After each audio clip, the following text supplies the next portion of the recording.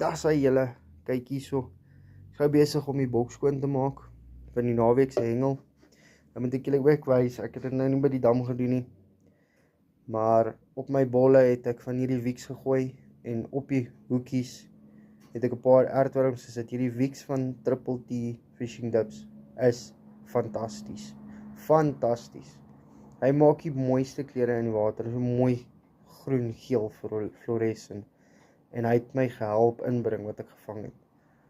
Check hierdie uit.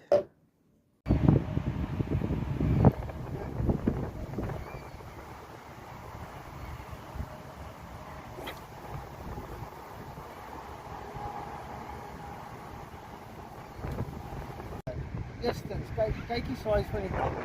Kyk, hierdie is nie 'n groot dam nie, maar kyk hier. Monster.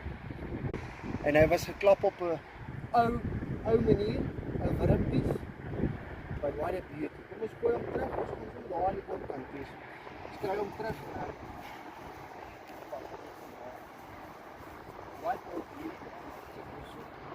En hy beklei soos 'n meneer.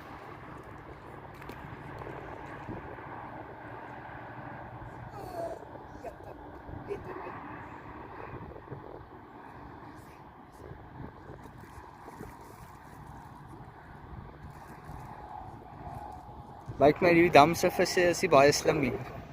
Swem verkeerde kant toe. Fucking pragtige vis.